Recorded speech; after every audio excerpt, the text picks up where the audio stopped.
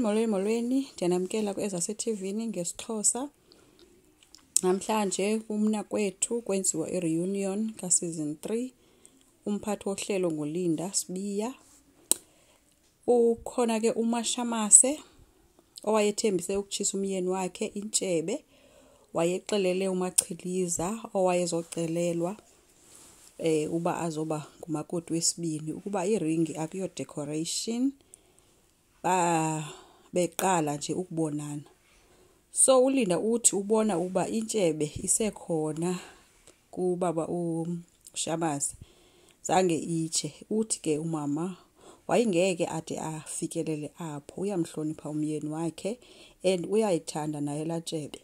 Uthi ke eyoba kufike uThabisile lo kwaCheliza kwakhe yenye nje akho umuntu wesifazana ayomvumela angene emtshadweni wakhe yena noba ngaba bajole i8 years or i10 years nakakade soze. Uthi kujola nendoda echadile kufana nokuqhuba imoto yekhambani noba ungayiqhuba iminyaka la moto yekhambani noba inganhle kangakanani na soze ibe yakho. Watsho ethi kufana nomyeni wakhe, watsho ekhomba kuye ethi lo umyeni wami ikhambani yami. Wathi le imoto yami ofuna ukuyikhwela angakhwela kuyo kodwa izamthatha iphinde iyobjopa apho ibimthathe khona. Alalwe yiyo le moto yami, adlalwe idlale ngexesha lakhe. Atsho azithembe xa ehamba ezibone enguMrs Shamase number 2. Wathi umxelela ke uMachiliza uba abhasophe kwakhe ngeke yenzeke naleyo ekhona esaphila. uLinda ke ubuze uba ngubani kanti indoda phaya, ubona ngathi nguye oshaya umthetho kulomzi. And wayeke wabonwa ephakamisa nesandla ngubani ngenyane ophethe kulomzi ngoba kaloku yena wazi uba indoda yiyo inhloko yekhaya. Uthe ke uMrs Shamase nguShamase kaloku ophetheyo pha, but zange wamxelela kuba kusekhona eseza uba kusekhona abazoza emva kwakhe yena. Zangatsho. uLinda wabuza ke kuMachiliza uba yamphatha njani na into yoba athi yena ethi uzonceda ubomkhulu kwenzeke lento yangalamini uShamase wazithulela. Uthi ke yena ingxaki kwaba nguMrs Shamase ngoba wathi esangena wabebetha itafile akamnikanga kwaxesha eloba aziveze ubuyena. Naye ke wabona uba ngeke baze bavane kwabona. Naye ke uthi waphendula ukuthanda kwakhe kuba wayezingazimiselanga ngakumdelela kodwa ngendlela wamamkela ngayo. Uthi ke le ekhambani ekhaya into yona ayikho nguShamase owaziyo.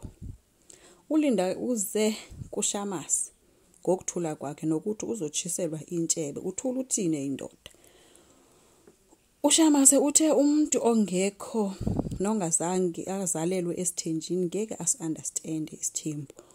Uthi uthule ngoba yena unayo experience esithembu, ukhule ngaso. Yonke le ngxolo nengxwabangxwaba uyayazi. Yena uqhubeka apho utamkhulu wakhe washiya khona. uLinda uthe ke kodwa amanye amadoda akubona njengomuntu olawulwa ngumfazi. Uthe ke kwisithembu kufanele kube ngumuntu onomoya ophansi. Xa umama enyukela wena yehla. But i-decision yakhe usube sowuyithathile njengendoda akho nto izokutshintsha. Kubuzwe uNdaba owayeke wakhona besithenjini uba uthini yena. Uthe njengoba uShamase ejole nalamuntu for 8 years wena mama uShamase ungazi. Lonto ithi uMachiliza uyakuhlonipha zange wavela kuwe. Ebeqala ngalamini azokwaziswa kuwe ukuhloniphe iminyaka yade yayi8 enaye nditsho umntana. Umsele kuthe yena uyakuncoma okuphola kukaShamase and uzoba naso isithembu. uMrs Shamase uthe noba kukhona umntana leyo into ayithethi into yena isithembu akasifuni and if utata uShamase yaqhubeka nesithembu yena uyadivorsa. Angangena kuMachiliza ngoba yena akasifuni isithembu. Uthe omnye umamkhulu wayerongo ngokubiza uMachiliza ngelow class. Ingakho le ndoda yaphuma ngoba ifuna umuntu ozoba kwilevel yayo. Etsho ethi mamkhulu kufuneka ba-understand uba amadoda awekho siyawashera. Ongafuna ukushera makahambe. Uthe omnye uMangobese uyamlahlekisa umamncane bafika emizini abantu befuna ukufika sebelawula, abanambeko futhi ngaphezulu, ababahloniphi omamkhulu. ULinda ubuze uMrs Shamase ukuba njengoba wayethe uzomthatha umntana wendoda, umthatha kanjani umntana engafuni unina. Uphendule kuqala ke uMachiliza ethi soze ambone wakhe umntana. Wathi uMashamase makathule kusathetha yena ngoku. Ubona uShamase njengo-sugar daddy wakhe. Wambuza uba awusebenzi, wathi emxeba uxhomeke kule grant ye-350. Hamba ukwenza something ngempilo yakho. Ethi vuka uvule ingqondo. Hamba uyofunda. Watsho ethi makajonge kwale lokho ayinxibileyo ibinjani. Wathi akamdingi yena kwakhe. uShamase uthe lento yonakala kwasekuqaleni ngoba kuqala wawuyalwa uxelelwe uba apho uyakhona uba kuyathakathwa nawe uzothakathwa. Uba kuphiwa imfene kulomzi nawe uzofika uphi imfene. Ngoba kuya kulamzi uyakuwo kunendlela okwenziwa ngayo izinto. Usube uyozalwa ngokutsha komnye umzi. Watsho ethi kulo wabo umzi kusebathenjini.